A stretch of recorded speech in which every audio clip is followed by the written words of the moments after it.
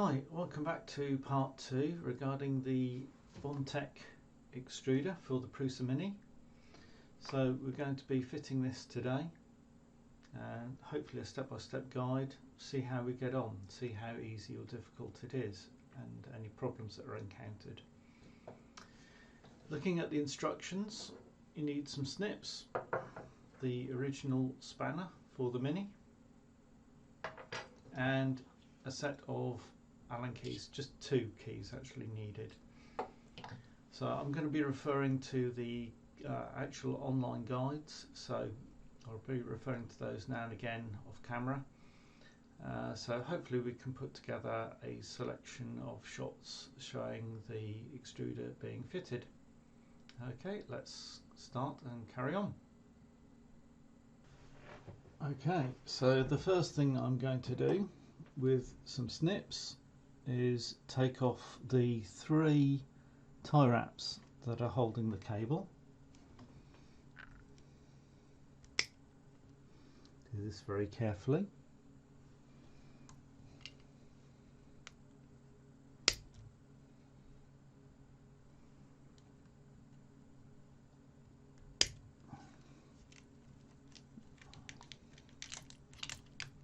There we go.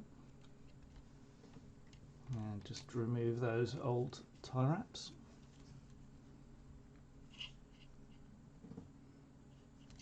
A little bit fiddly. There we go.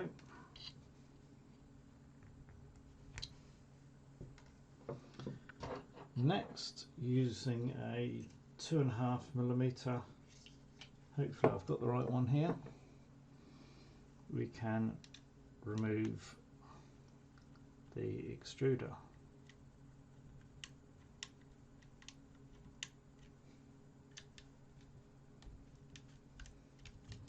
Let's just turn that around for you so you can see I'm using the top one here and the bottom one there. And the whole thing will come off. There we go. So that is the extruder and the stepper motor removed.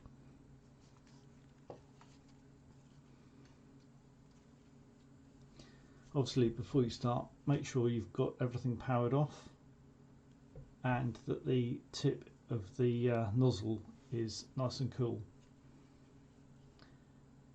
Right, first thing I'm going to do, just to make things a little bit easier, is take the Bowden tube off. So using the spanner, just undo it and it will, there we go, it's come off. Ooh. A little bit of filament in there as well. Interesting.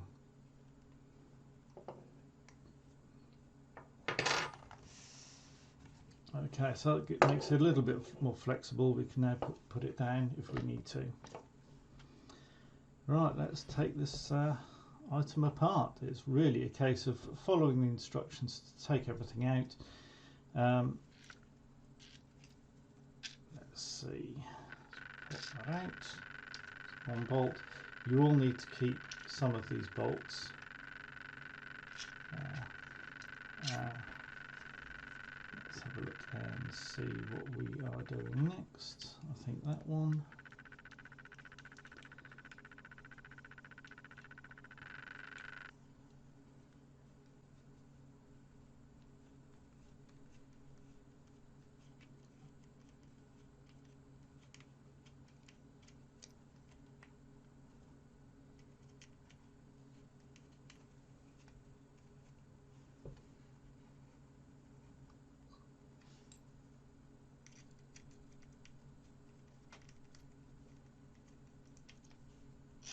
There we go.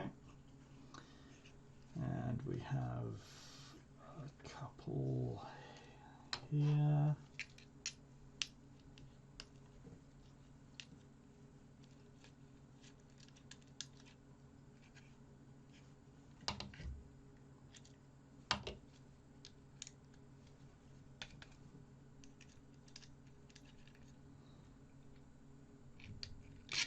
Never come out when you want them to.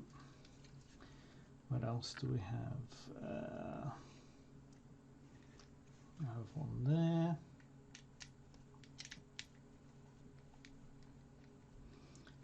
The instructions do actually say there is a particular order, but ultimately we are just trying to take the extruder off of the stepper motor.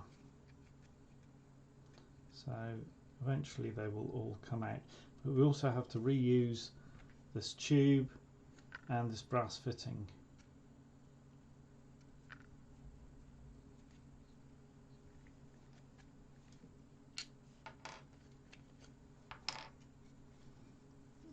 We've got a few more to do.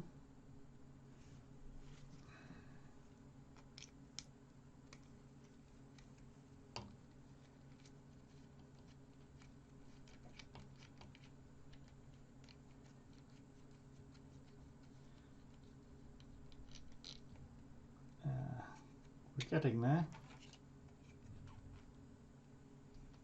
Okay, so that's the extruder in half.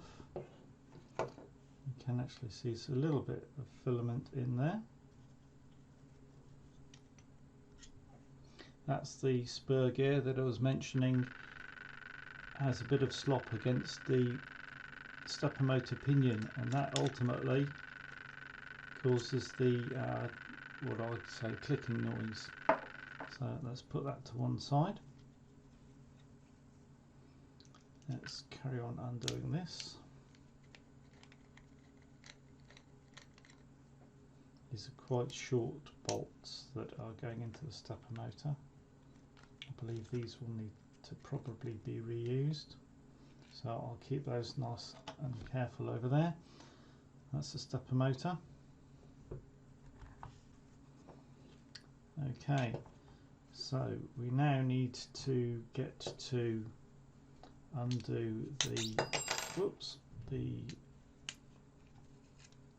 tube here. So that should come out, and do we have another? I don't think that's probably about it, I think, because that one should come out. Right, I've managed to get all of the parts out. The toughest part was actually taking out the feeder Ptfe tube. I've had to remove the sensor, and then I could get a bit more of a grip, and I did wedge a screwdriver into this slot here and twist it just to try and open up the plastic a little bit more so that I could pull it out. So that's been the toughest part so far, and while I was doing that, the tiny bit of Ptfe tube that comes up onto the bone there actually fell out. So there we have it. That's the extruder taken apart, and the parts we needed: 2 pieces of tube and the brass fitting. So I'm going to clear away and we can start looking to the next step.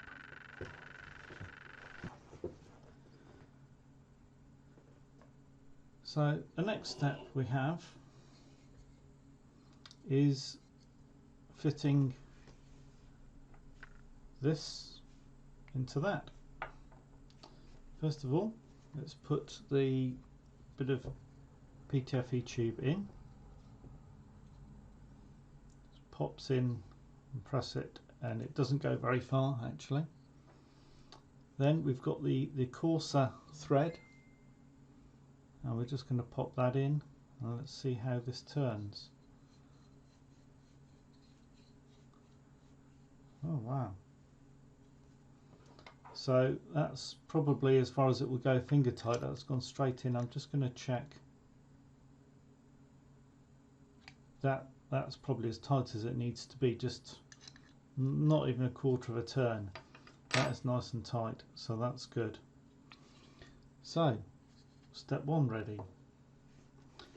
Another item to deal with is the stepper motor. We have to change the pinion. So let's get the 1.5 mil. There we go. Undo that. Put that to one side because we're not going to need that again. and this is the new Bondtech version. I've put the grub screw in already. Don't lose that. When you open the packet it will be loose, that grub screw, and I believe that is where it will go. While doing the pinion you need to make sure that it's adjusted correctly.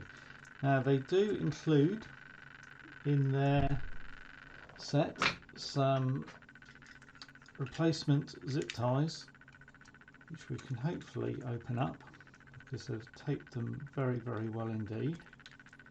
There we go. So we need one zip tie, and using the middle of the zip tie right against the shaft, we then undo, press down and do up. So that actually gives you the correct clearance between the pinion and the actual stepper motor. I'm just going to tighten that up a little bit more, and obviously make sure that you're tightening up against the flat shaft there, the flat of the shaft, otherwise you'll have some problems. Right, that's pretty well done. So that's that next step.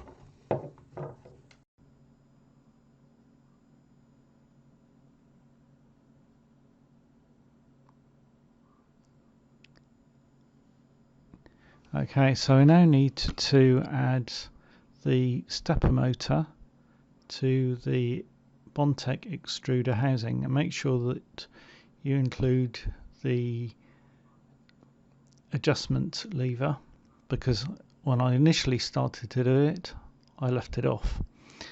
So clip it together and you have the brass part to the one side as shown, and there's a little cutout for the cables to go on the left hand side. Pop the stepper motor directly into the hole and turn it so the edge of it is pointing upwards as indicated.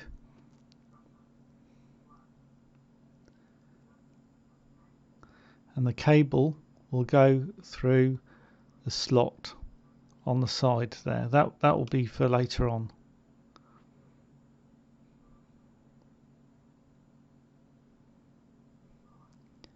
So there are 3 long screws provided by Bondtech. Pop those in, just move the stepper motor around slightly and it will slot into the screw.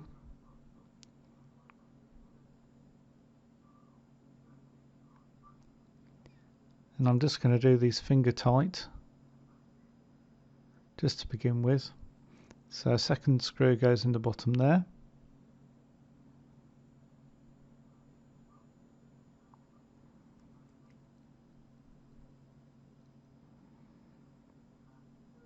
And the third screw goes there.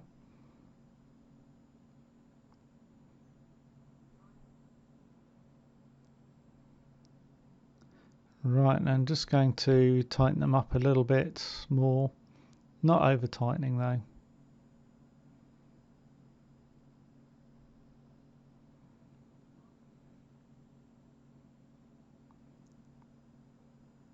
Third one. And there we have the extruder and stepper motor together.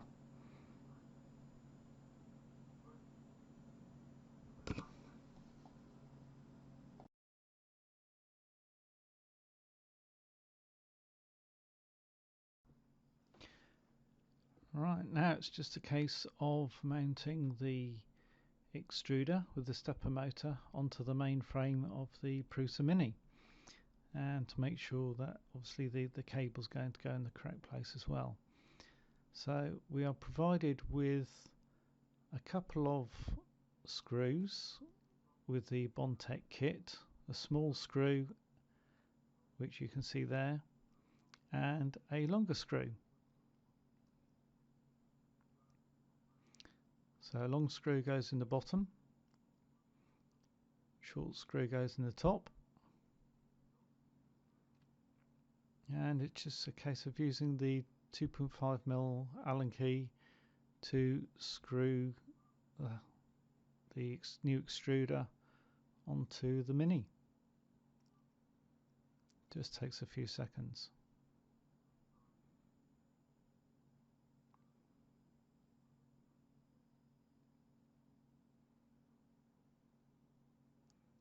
And there we have it.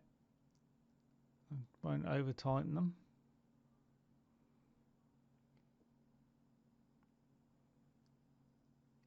And that's that part done. The camera again is to simply attach the bag and tube. Ptfe tape has to, Ptfe tube has to be put back on, so it's just simply a case of screwing that directly onto the brass housing that's on the Bondtech extruder, initially hand tight, and then you can do it up with the provided spanner. You may wish to use two spanners potentially, one holding the brass fitting that's on the extruder and then tightening up the one with the tube.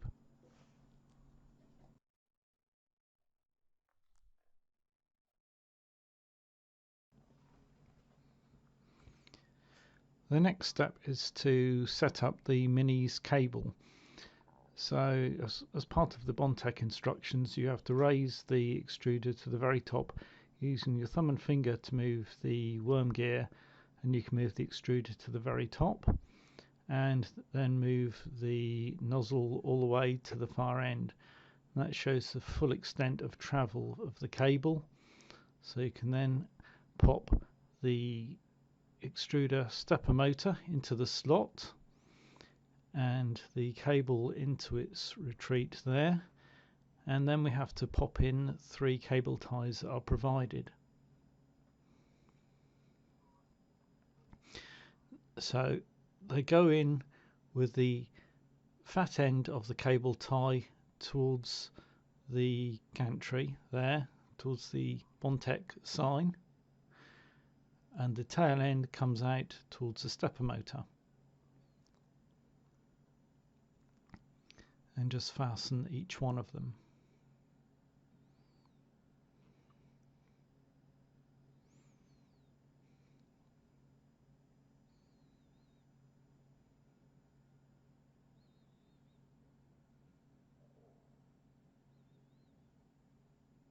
That's the second one.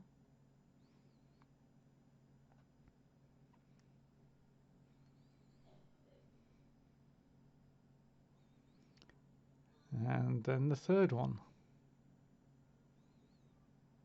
That one's a little bit more fiddly because the insert is just underneath, and as you can see I got the end the wrong way around because of the way it was folded, and there we go.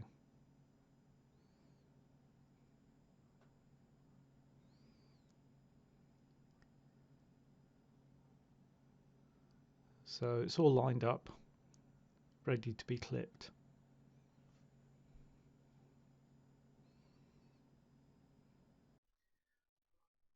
So trimming these off, I'm just going to use some snips.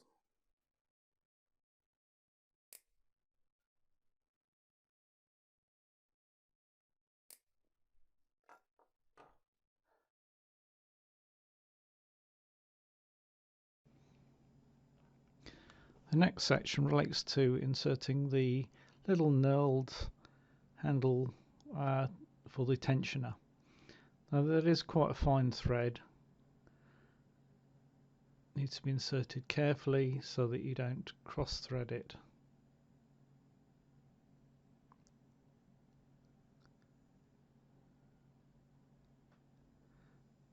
Once it gets in, screw it all the way until it's tight.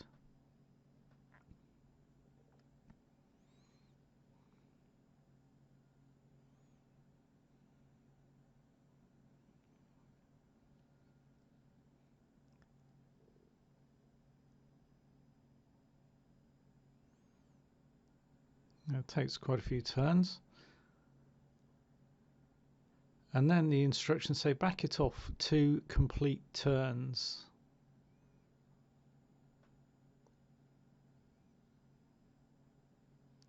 And that should give a good starting point for hard filament.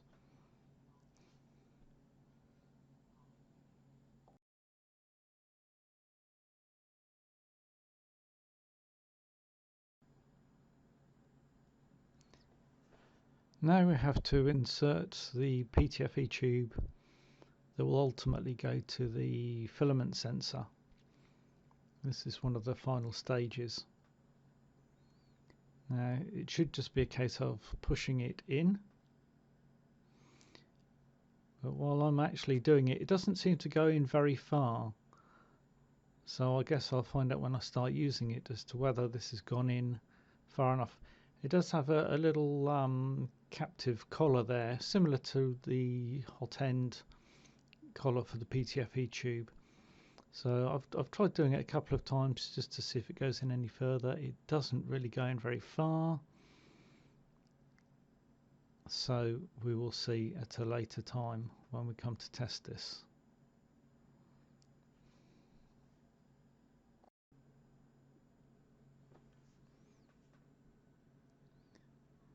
Okay, now we start with the electronics which need to be changed. Because although the stepper gear or stepper motor is going to be rotating in the same rotation, if that happens, the filament will actually back out rather than going forwards because of the way the gears are. So we have to swap the positive and negative wires over on the stepper motor, so it actually runs in reverse, but that will push the filament forwards. It's a very simple change, but slightly fiddly. So to begin with, we just undo the Allen screw or Allen bolt to open the electronics housing, and obviously you'd be familiar with that when you built the Prusa Mini in the first place, because all of the plugs had to be plugged into the electronics box.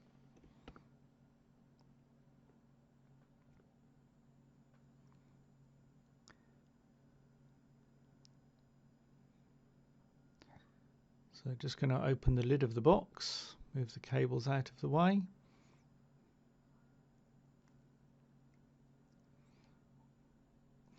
Now we need to find the wire that's got the letter E on it, which is the extruder wire.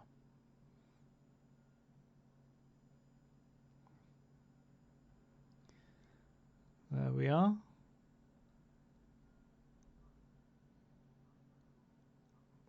So that's the one that I've just unplugged. We need to swap the red and blue wires around.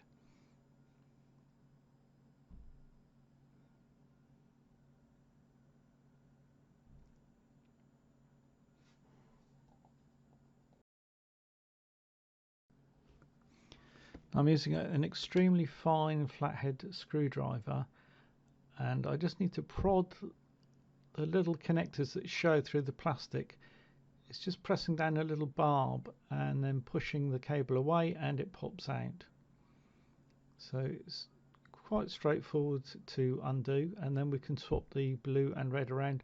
The red must be on the outside, the blue on the inside, and once you pop them out, you need to get the barb pricking back up again. So that was a little bit tricky, but once you've done that, pushing the cable back into its new slot and then pulling on it again, the barb should engage in the plastic and should not pull back out. If it does pull out, then you need to push the barb up a little bit more, which happened in my case using the red cable. It didn't quite hook in sufficiently.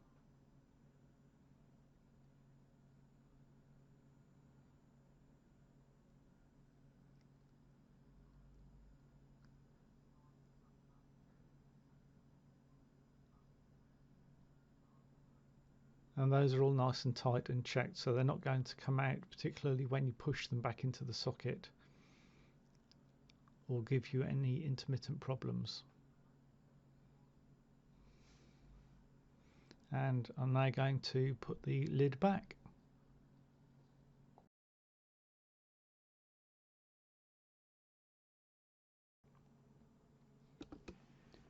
With the electronics all completed now, the very final step is to just attach the filament sensor to the Ptfe tube.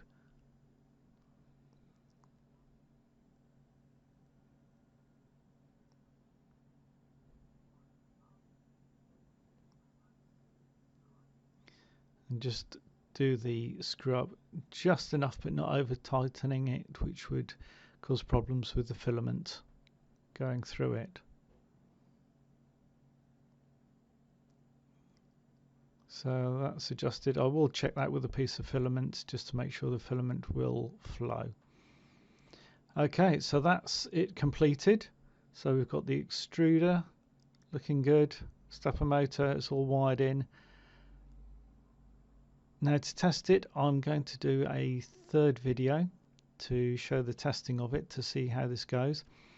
One thing to bear in mind is that the G-code needs to be changed on every print. So I will also be showing you in a moment a screenshot of the code that has to be included.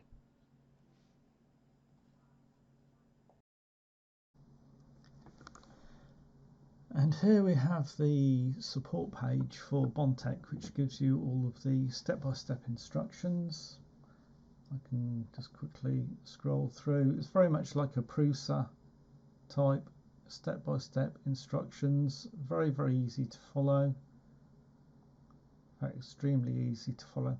And then we get down to here, step 39, where we actually have to add a couple of bits of code into the slicer. You have the option to add them into the slicer, or they do give you an alternative option, which is to download a G-code file, pop that on a USB, and you run that as a print for at least 10 seconds, then stop the print. It's a dummy print in effect, and then go on to your normal print. But every time you do a restart, press a restart button or power the Mini off, in this case you would always have to run that dummy G-code print again every time you started it up again. So I'm looking to pop this into the slicer so that every time I select the Mini as the printer, it will automatically add the code in to every single print. And the other thing to remember is that any existing prints that I've got, I'm either going to have to add that in again, if they, or re-slice them perhaps, but they're existing slices, then they will need modification. So how do we do that? Right, let's get on to the slicer. Here we are, and I just need to pop those two pieces of code in. So that's M92. So we type in M92, and what else have we got? And E415. Okay, so space E415, and then we can have a colon and say exactly what it is, which is set E step. Okay, so I'll do that as a description. There we go, set E step. So that will then be used every time, and yeah, that's about it really, I think, for the moment. So I've set that in, and the next step will be to actually try the extruder out. So if you'd like to see what happens when I try it out for the first time, please hit a like and a subscribe, and I'll follow up with another video very, very shortly. Thank you.